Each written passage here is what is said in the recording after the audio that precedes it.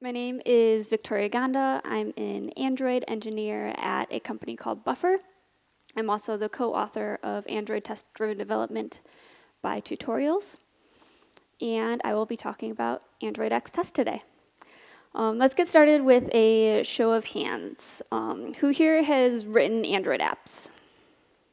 Right, pretty much everyone here. Awesome. Who considers themselves comfortable writing Android tests?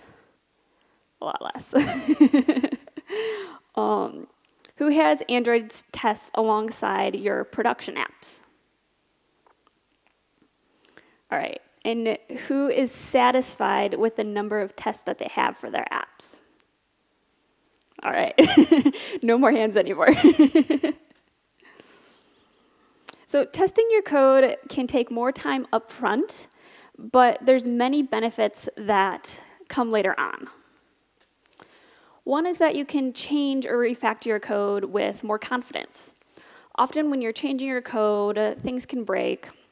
You try your best to catch them, but there's often something that you forget to test, some sort of edge case, something you forget to click through. By automating these tests, you can be more confident that your changes don't break anything. Not to mention, there's time that you'll save from not having to manually click through all of those tests on your own. Tests can also be a form of living documentation. In order to understand how part of the code works, you can open up the test, assuming they're well written, to get a glance of what the code is supposed to do, why was that if statement put there, and all of the context around it. It can be a way for past developers to communicate to future developers, whether that's another developer who isn't at the company anymore, or if it's just your past self and you forgot why you did what you did. I know I do that all the time. And because tests are also code, it's documentation that's forced to be kept up to date relative to just some plain text document. Because if it's not kept up to date, the tests will start failing, and if you're running your tests consistently and trying to keep them green, you'll be making sure that they pass and are kept up to date, or they just won't compile. Writing tests also encourages writing maintainable code. If you're actively writing tests, you want to write code that's easy to test. And that often means architecting it in a way that you can test. And a lot of these architecture patterns that make your code easier to test also make your code more maintainable through single responsibility, so on and so forth, low coupling. So they work kind of hand in hand together. But writing tests for Android can be hard to learn. Many of us feel lost when it comes to testing. There are so many libraries whose APIs need to learn and make sure work well together, and you can get unclear errors and not know where to go. The issue might just be that two libraries that you're using don't work well together, taking your focus away from what you're really doing, writing tests so that you can write code. And with so many factors, it's hard to get comfortable writing tests and making testing a habit. And this overhead is part of why it can be so hard to get tests written for your app. Half of the people who responded to this poll don't have any Android tests in their app. And when you're feeling lost and not seeing the benefit of the time that you're putting in, it's hard to be motivated to keep up with test writing. Sure, there's sometimes time constraints from clients, but so much of the struggle is just how hard it can be to write these tests and how slow they can be to run. To run an Android test, you basically have to build the whole APK, load it onto a device, load up the test runner, and then sit there and wait for the test runner to click through your app if it's a UI test, which can make it really slow to run. So many of us wish we had better testing in place. So what's holding us back? From the ever-accurate source that is Twitter, I overwhelmingly heard that 1, they're hard to write, and 2, that they're slow to run. And both of these are very valid points. Test-driven development is a recommended development process where you write the failing tests before you write the code that passes. It follows the red-green refactor cycle. So first you write a test for whatever feature you're trying to write next or a bug that you're trying to fix. You write a test for the expected behavior that's not working. And you only write the test, the minimum amount of code to make it run and see it fail. And then green, you write the minimum amount of code to make your test pass. At this step, it can be really tempting to write that, oh, I know I'm going to have to put that check in anyway. I don't need it for this test, but might as well write it now anyway, right? You should only write the minimum code just to make that test green. And then you can write the next test for that next case that you know you need. And then you keep doing this. Once you have a test, you can refactor that behavior, and you can refactor it with confidence, knowing that as long as your tests are green, that behavior is the same. But with this process, you need to run your tests frequently. And with how long Android tests can take to run and build, it's detrimental to the recommended iterative TDD process. And when it's hard enough to solve the problem of creating tests yourself, it can be even harder to get an entire team on board with all of these challenges. And when your entire team isn't on board, it's hard to keep a test suite up to date. You'll always be playing catch up if you're trying to write tests for yourself and for the code that others write. So one of the best ways to solve this is to work on removing the hurdles to get started making testing a habit. There's a 70-20-10 split guideline that creates a pyramid where 70% of your tests are unit tests, 20 are integration tests, and then 10 are UI or end-to-end tests. This means that 30% of your tests are supposed to be integration or UI end-to-end tests. And no matter how hard you try to architect away from it, there will always be some part of your code that will benefit from tests that interact with the Android framework. And these Android tests can be some of the hardest to write and take the longest to run, but it's still code that we should test. It's still very important code. Writing small and fast unit tests is definitely one of the easiest and quickest way of automating the verification of our code. But as we build a feature or a screen, we need to verify how all those small pieces fit together and with the Android framework as a whole.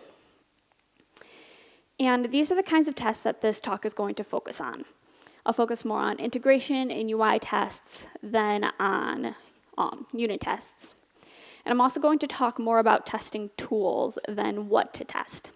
And I'm going to be talking about one testing tool in particular, and you might have guessed that's AndroidX Test. So there are so many tools at our disposal to try to make testing easier. There's JUnit, Retrofit Mock, Espresso, Mockito, Robolectric Spec, and there's so many more. How many are using at least one of these tools? All right. These tools live to make our lives easier, but it means you need to remember all these tools, pick from them, remember how they work together, what the APIs look like, which ones can run on the JVM, which ones need to run on a device, and so on. Google is trying to help solve this with AndroidX Test. This is a set of testing tools that are a part of Jetpack. And it includes some of the libraries that you already know. For example, Espresso. With it, there should be less thinking about which library should I use and how do I do it, and more test writing so that you can get to writing your code. There should also be less thinking about where to run your test. Should I run them locally as a JUnit test? Should I run them on device? With AndroidX Test, you can run any test, even UI tests, both on a device or locally on your machine without needing to do really too much extra. Some other quick notes that might matter to you. One is that it is open source, so you can go ahead and look at the source code. And then Google is updating the testing documentation to use this, so it's meant to be the new standard of testing. So What's included in AndroidX Test? And that's what we're going to be looking at today. Google describes AndroidX Test to have 4 distinct sections for different testing needs. We'll cover each one in this talk. So the first one is JUnit 4, or JUnit, which is the JUnit 4 support with the runner and rules you might already know if you've done some Android testing. It also allows you to get the application context in a different way that's a little bit nicer. You can kind of think of this section as scaffolding for your testing. And then there's the core section. Much of this has to do with handling activities and fragments. This is where you can set up the situation or scenario that you're testing, often called the given section. This has some of the most exciting bits in my opinion, so we'll spend a good amount of time talking about these. It also has some great builders for Android objects that would be hard to get a hold of otherwise. Then we have Espresso, and this is everything that you need for your UI testing. And this is the same Espresso you might already know if you've done UI testing on Android. It's just brought under the AndroidX Test namespace. And you can run it off device with Robolectric. And then finally, there's Truth. This has some nice assertions and matches for Android objects, making your tests easier to read and write, and the error message is a bit easier to understand. So we'll learn about these features by walking through writing a couple tests. These tests will be for an app called Task Lists that's used to break down tasks and do smaller tasks to be done. Sometimes tasks can be overwhelming until you break them down into smaller parts, for example, learning how to test on Android. So we'll look at the 4 sections I just mentioned: JUnit, Core, Espresso, and Truth. So with that, let's get started. And the first step is JUnit. Remember that JUnit is the section with the JUnit 4 support, with the runner and rules that you might know if you've done some Android testing before. It does not have support for JUnit 5. It also allows you to get the application context in a nice way, and you can kind of think of this as scaffolding for your tests. So there are 2 dependencies needed to get started with this. The first is just plain old JUnit 4. This isn't a part of AndroidX Test. It's just what AndroidX Test is meant to work with. And then there's the AndroidX Test library that we use with JUnit. Notice that I'm using test implementation here instead of Android test implementation to include these dependencies. This is to show that all of the tests that we're going to write in this talk are tests that can be run off device. If you want to run these same tests on device, you have to make sure that dependencies are included with Android test implementation. And then you also need to make sure that the test instrumentation runner in your default config block of your Gradle file is set. These, as well as a lot of the dependencies I'll be showing, are often automatically included when you generate a new Android Studio project, but just in case you're working with an existing project, which many of us are, that might not have these dependencies set up yet, I'm still going to show all of them. So here we go, setting up a test class for the main activity. This tells JUnit to run the tests inside of JUnit 4, Android JUnit 4, instead of the runner built into JUnit. Android JUnit 4 is a test runner that runs JUnit-style tests, but for Android tests. When used in Espresso tests, it also helps control the launching of the app and running the UI tests. The run with annotation is just part of the standard JUnit framework that Android JUnit 4 is passed to. And then that Android JUnit 4 is from the JUnit part of AndroidX Test. And you can use this runner instead of Robolectric test runner when you're trying to run Android tests locally as JUnit tests. Then we have a new way to get the application context. Previously, you could get both the app under test context and the instrumentation context from the instrumentation registry. And it wasn't always clear by the naming which one of them you might want. there was both get context and get target context. By using the application provider get application context, it's clear that it's the app context that you're getting. And this is generally the one that you want in your tests. It's easier to think about this way, not having to worry about if you want get context or get target context. This is probably the one that you want. And with all of that scaffolding set up, you're set to run your tests on a device, but you have one more step to do if you want to run your tests off the device with Robolectric, and that's to set up Robolectric. So you have to set up the dependency. It's starting with Robolectric 4.0 that you can run Espresso and these other tests off device using Robolectric, so just make sure you're using version 4.0 or higher. And then one last thing is to make sure that your test options are set to include Android resources in your unit tests. All right, first one done. With that, we'll move on to the second part of AndroidX Test, which is core. And again, this has a lot to do with activities and fragments. It's where you might set up a scenario or your given section. It also has some great builders for Android objects, which we'll look at. We don't need to add any more dependencies at this point. What we have already includes the things that we're going to be looking at. So here we go, writing our first test for this app. It's just a basic launch test to make sure that the main activity launches without crashing. It's not normally a test I find value in if I have other Espresso tests along with it, but it's really great for just getting started learning a couple of these things. And it can be a valuable addition if you can only add one test, because this will catch if, when your screen launches, if it crashes, which is definitely something that you want to make sure doesn't happen before you release your app. We have a function with the test annotation that's a part of JUnit, and then we have some of the fun stuff inside. The new activity scenario is used to launch the main activity. You call activity scenario.launch with the activity class name to do this. So this is pretty cool. You can use this instead of activity test rule if you've been using that. You also have the option to pass in your own intent if you do have extras that you need with this activity. This creates the activity and brings it to the resume state where it's visible to the user and ready for input.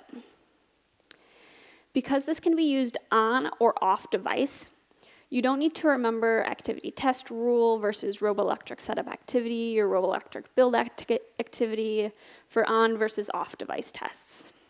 You can just use this one scenario. And activity scenario handles much more than just the launching of your activity, but it also handles the synchronization with the system and provides support for a lot of things such as scenarios around your activity's lifecycle. So to start playing with this, when you launch your activity, you can keep a reference to the scenario. Then you can test the way your app behaves under certain lifecycle events with the scenario. By using the move to state call, you can step through lifecycle events, verifying your behavior. The framework will keep you from stepping through in an invalid way, so it eliminates some of the cognitive load there. For example, once you destroy your activity, it won't let you move on. But if you do want to test how your activity behaves after the system has destroyed your activity and recreates it, you can use the recreate method. With it, the activity will be destroyed after its data has been saved with onsave instance state, and then it'll be recreated again with that bundle. After this method call, the activity state goes back to the same state as it was before this call, so the same lifecycle event. And then one last thing here is that you can use close to free all of the resources and bring it back to its initial state.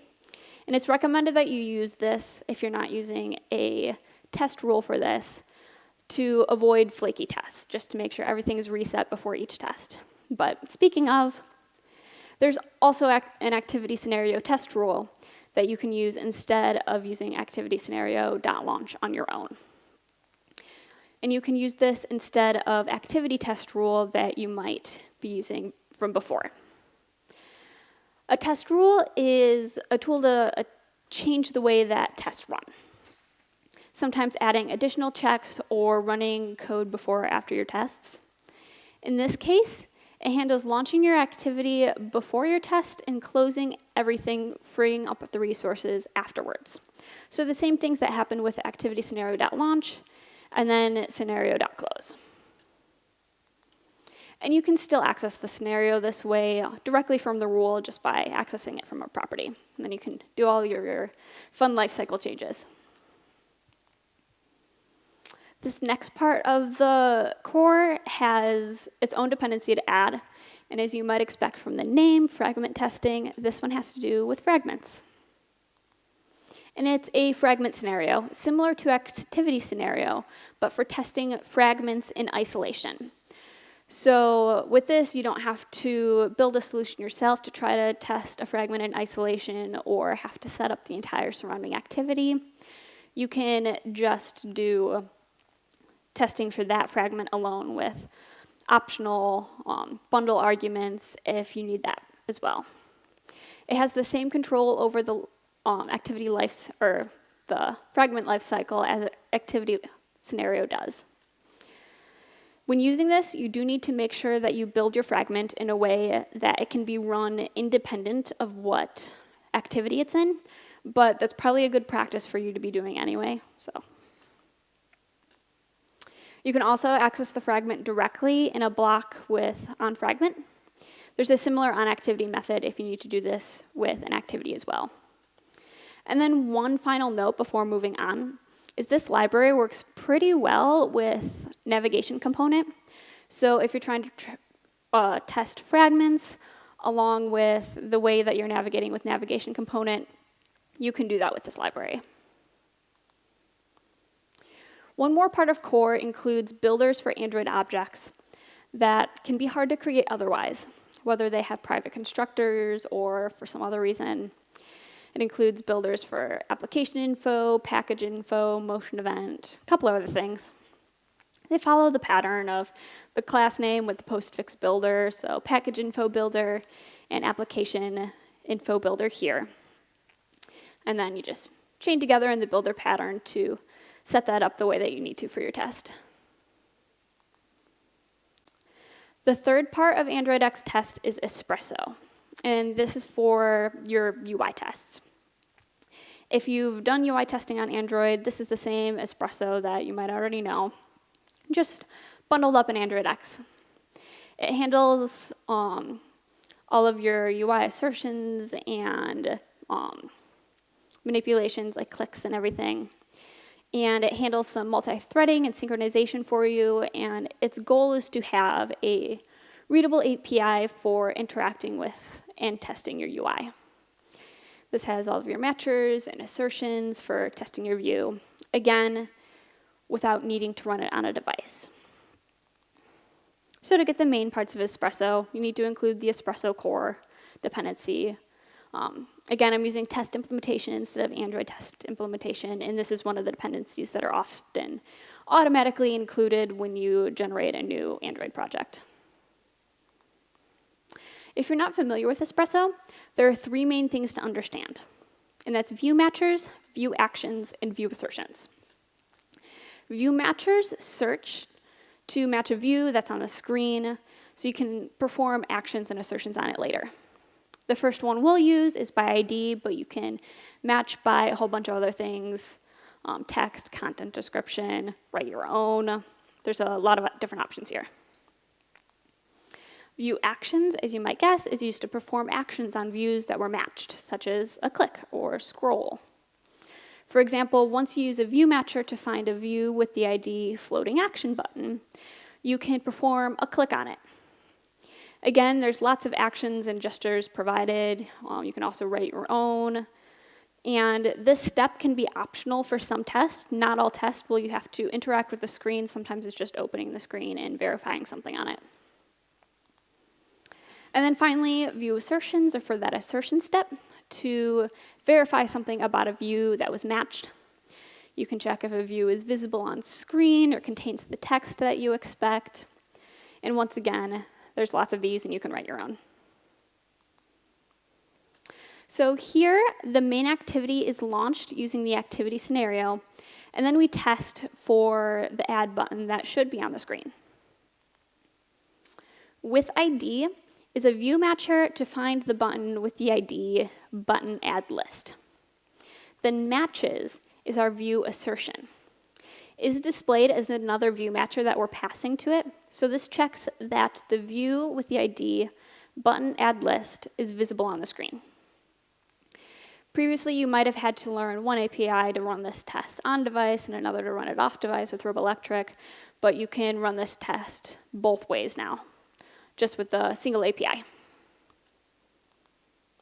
Espresso has a lot of other helper libraries to use to test a lot of different other things, such as web views and accessibility checks. Two that we'll look at quick here is for intents and recycler views. And the recycler views are in the contrib library that's listed. So this one's a bit longer, we'll break it down. But this is a test to test that when a list item is selected, that the detail view is shown. So we start by launching the activity with the activity scenario like before. And then the first library that we added for intents is used. We initialize intents to listen for intents that are launched. Now to use the recycler view matchers and actions that are part of the contrib library. We use the recycler view matchers to click on the first task in the list, which is a view action. We do that first by matching the recycler view by ID, and then use perform action at position 0 to click on the first item in the list. Note that the detail activity won't actually open at this point because we're stubbing the intents. When using intent matchers the way that we are in this test, it intercepts the intent so that we know that it was sent, but it's not going to actually open the activity. And this can be really helpful if you want to test that that button launches that activity, but you don't want to do any of the setup to run that activity and test, like maybe mocking out the network layer, or if that intent opens up a new app entirely, which doesn't always work very well in tests. And then back to the intents, we verify that an intent was sent with the component detail activity. And this is our verify step. And then finally, you always need to release the intents. I like using a custom DSL for this so I never forget this. And then I can also put it in a finally block, because even if the test fails, you still need to close the intents. Otherwise, you end up with some flaky tests. And this starts to show how you can use different parts of the AndroidX test together seamlessly to build more complex tests to run both on device or locally. And then truth is the fourth and last part of AndroidX test. This is an optional assertions library, and you don't need it to write tests, but it can make your tests more readable and the error messages easier to understand. So while it's not required the way, say, Espresso can be for some tests, it can be nice to have. And this one is all about the verify step, sometimes called the then step of your tests. And AndroidX Truth is built on top of the Truth library from Guava. Guava's Truth can be an alternative to JUnit or Hamcrest style based assertions.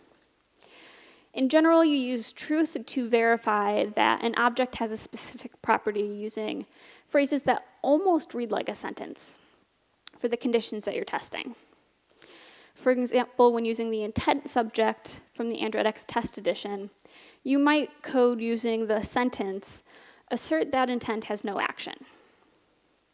This is an example of how the AndroidX test extension of this library provides some really cool matchers.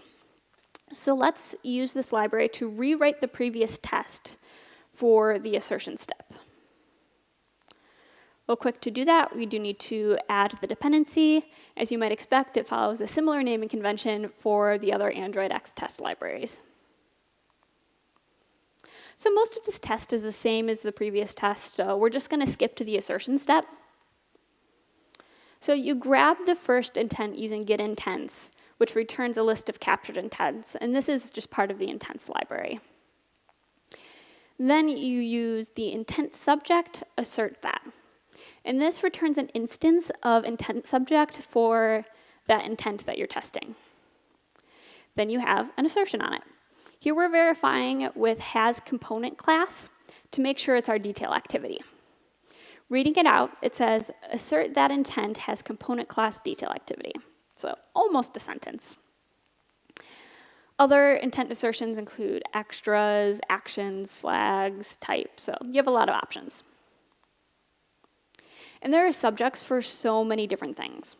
So let's look at a few more just real quick. The detail activity in this app provides its own start intent with new intent. Here we test that it has the bundle extras that we expect, and we'll break it down to make it easier to look at. For reference, here is the new intent method.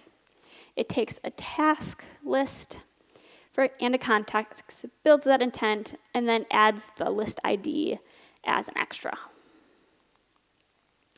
This method, this here calls the detail activity to get that intent that we want to perform a test on. And we'll be testing that this method returns the correct intent with the right extras. Notice that we're using the application provider that I mentioned before to get the context. By using assert that intent.extras, we're able to get a bundle subject to perform verifications on. Here we're looking that it contains the key extra task list. Yes, this could be changed together instead of assigning this to a variable and then moving on, but I did it this way so that you can see the type explicitly. Then to keep building on that, we can use the key for that integer extra to get an integer subject. And then we can use it to verify the value is equal to the task list ID as expected. And then I mentioned that this library has some nice error messages, so we'll look at those. This one is for if the component class is correctly main activity or detail activity. It clearly states that what the value is being tested, the intent class name, what is expected detail activity, and what the actual result was, which was main activity. Compare this with the error that you get when not using truth. I'm not going to walk through all that, but note that it's the same test that we wrote, but without using truth. Here's another for the verification that there should be an extra task list extra, but there's a task name one instead.